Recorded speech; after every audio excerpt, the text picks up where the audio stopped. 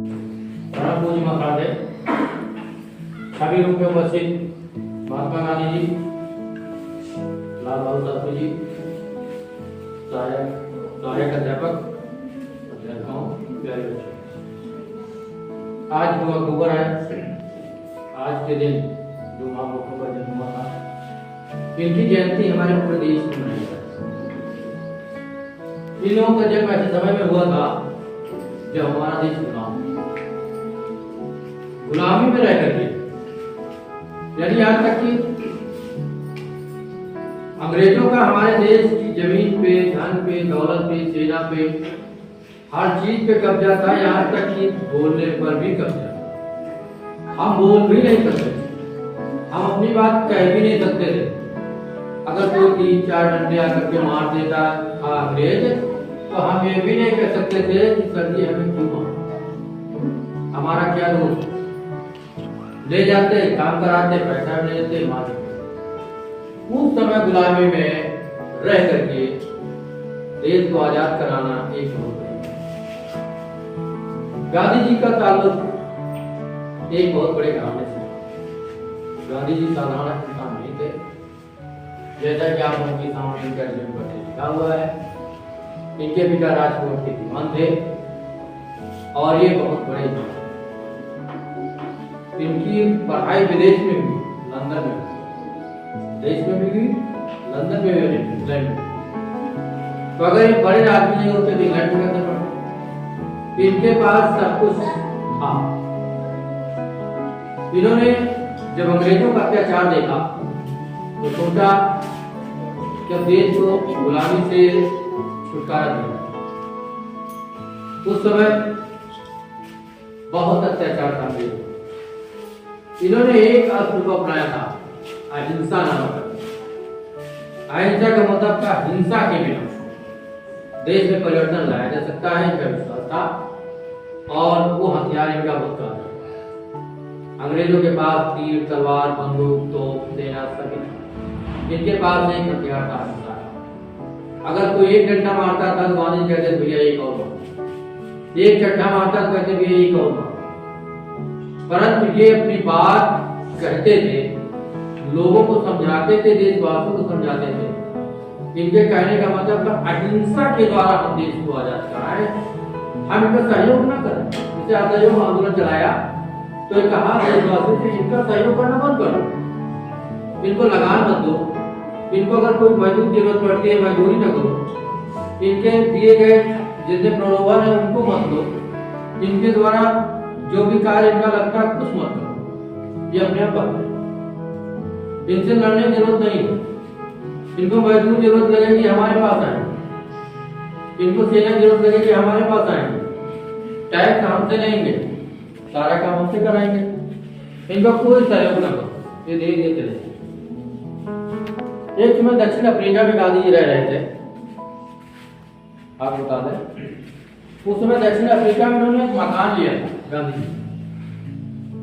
और मकान उस समय जो वहां की जमीन मिलती थी ऊंचाई से मिलती थी, यानी जैसे बरफुट लंबाई और चौड़ाई में जहाँ पे मिलती है अपने यहाँ, उसके बाद आप चाहे तो जितना ऊंचे बना लो, कोई रोक नहीं है। पर वहाँ ऊंचाई इससे भी मिलती थी, उसके ऊपर तुम्हारा अधिकार नहीं दूसरे का अधिकार होता था। उसके ऊपर दूसरा जमीन खरीद लेता था, वो दूसरा बनाता था। आप जितनी जमीन लोगे ऊंचाई का उतना मकान बना लो, नीचे का आपका हिस्सा है, दूसरा आएगा उसके ऊपर मकान बना लेगा, तुम्हारे छत के ऊपर, वो उसका हो जाएगा। गांधी जी ने मकान खरीदा, ऊंचाई 20 फुट के अनुसार जमीन खरीद लिया और गांधी जी ने मकान बनवाया 18 फुट ऊंचा, 2 फुट जमीन। क्योंकि वो लोग भारतीयों को मूर्ख समझते थे, पागल समझते थे। गांधी जी ने कहा ठीक है हम तुम्हारे ही हथियार तुमको मारेंगे। गांधी जी ने मकान बनवाया 18 फुट ऊंचा, उसके बाद 20 फुट के ऊपर उनका दूसरा आदमी खरीद लिया, बिके। वो अपना सीमेंट, सरिया, सारी व्यवस्था लेकर के बनवाने के लिए आ गए, काम लगाने लगा। गांधी जी ने कहा भैया क्या करने जा रहे हो? तो कहा इसकी जमीन हमने ऊपर दे दिया है, अब हमारा नंबर है। तो कहा ठीक है बनवा लीजिए। हमने 20 फुट ऊंचाई की जमीन खरीदा, उसने कहा खरीदा है। कहा हमने 18 फुट जमीन हमने ऊंचाई का मकान बनवाया, नाप लीजिए 2 फुट जमीन हमारी छोड़ दीजिए, उसके ऊपर आप मकान बनाइए। अब बताइए जब कोई सहारा नहीं होगा तो कहाँ दीवार करोगे, खड़ी करोगे, कहाँ पिलर खड़ी करोगे? हवा में कोई खड़ी हो जाएगा, 2 फुट छोड़ कर वापस लौट गया। अंग्रेज मान गए कि भारतीयों में भी बुद्धि है, तब वापस आए। देखिए गुजरात में जा रहे थे, वहां पे देखा एक औरत स्नान कर रही थी। स्नान करने के बाद उसने क्या किया, आधी धोती को अपनी छांटा, पहन लिया, फिर सुखवा लिया आधी धोती, वो जो सूख गई उसको पहन लिया, फिर आधी धोती छांट दिया, सुखवा लिया और चल गए। गांधी जी ने सोचा कि हमारे देश की ये हालत है कि हमारे देश की माताओं को नहाने के बाद दूसरी धोती पहनना नसीब नहीं है। जब तक हमारा देश आजाद नहीं होगा, जब तक हमारे देश के सभी लोगों को रोटी नहीं मिलेगी, जब तक हमारा देश आजाद नहीं होगा, तब तक हम केवल एक रोटी खाएंगे और एक रोटी खाएंगे। गांधी जी का प्रण था, उन्होंने टाई, कोट, बेल्ट सब उतार चुके थे। अपने देशवासियों के लिए 24 घंटे में एक बार भोजन करते थे।